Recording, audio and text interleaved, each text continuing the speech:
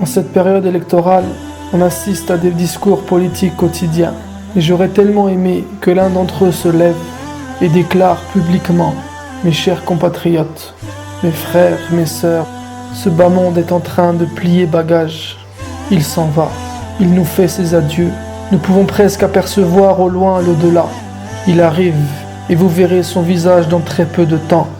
En attendant, continuez vos efforts et ne perdez plus une seconde. Aujourd'hui est le travail et demain sera la course. Chacun d'entre vous se précipitera avec les œuvres de ce monde pour arriver le premier. Mais beaucoup d'entre nous n'auront plus aucune provision avant d'avoir atteint à peine la moitié du voyage. Ces gens-là sont les plus grands perdants. Ils ont perdu leur temps. Ils ont voulu gérer et ils ont perdu leur vie. Vous êtes dans des jours où l'espoir est permis.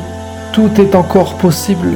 Mais n'oubliez pas que cet espoir est limité par un délai inéluctable qui stoppera chacun d'entre vous dans son élan. Où que vous soyez, la mort vous viendra. Qui que vous soyez, la mort vous arrêtera. Elle n'aura aucune compassion pour vous. Elle n'aura aucun remords à faire de vos enfants des orphelins. Alors résignez-vous et préparez-vous à la rencontrer.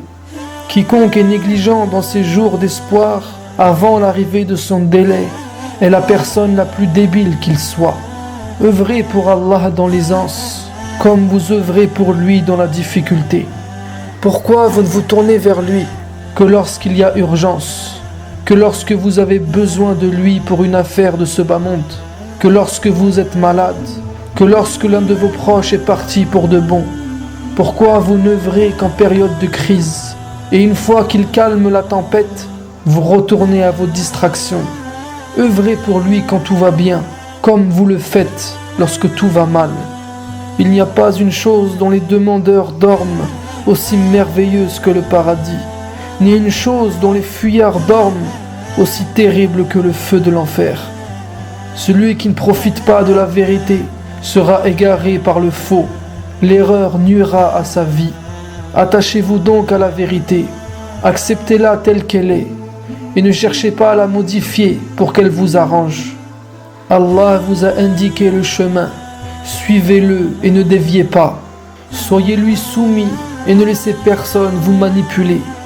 Ne laissez aucune créature vous dévier. Ne laissez pas le mensonge vous égarer. Allah nous a créés dans ce monde magnifique et a fait de nous des voyageurs. Il nous a indiqué les provisions qui nous seront bénéfiques. Il nous a mis en garde contre celles qui nous alourdiront. Ce bas monde est un étalage où chaque chose se conjugue au présent. Tout y est éphémère et tout est périssable.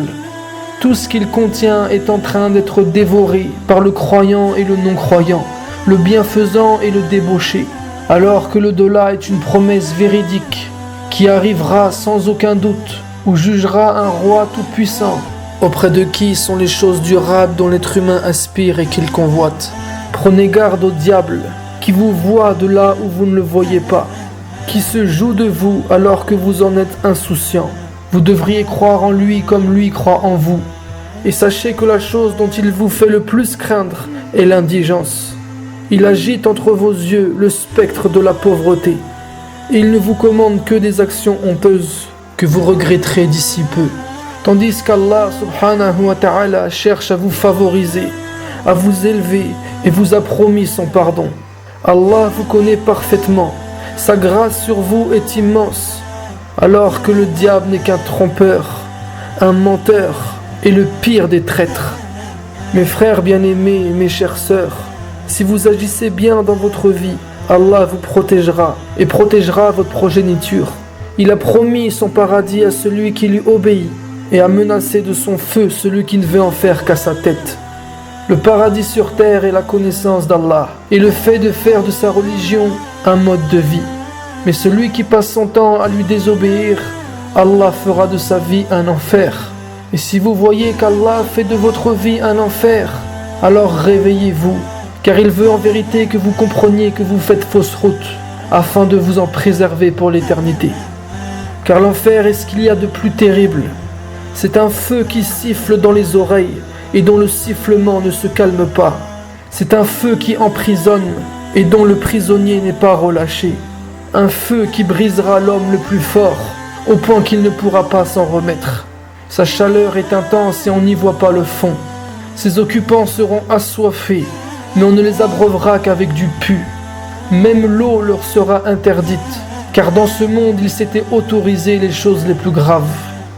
Avant de terminer mon discours, je vous donne 2 conseils. Vous serez bien tant que vous les comprenez et les mettez en pratique. Ne suivez pas vos passions, votre instinct bestial et vos envies intenables, car vous vous éloignerez de la vérité et ne serez jamais rassasiés. Et ne comptez pas vivre longtemps, car le long espoir vous fera oublier l'au-delà. Et celui qui a oublié l'au-delà, s'est oublié lui-même. Et de quoi peut se rappeler celui qui a oublié sa propre personne ?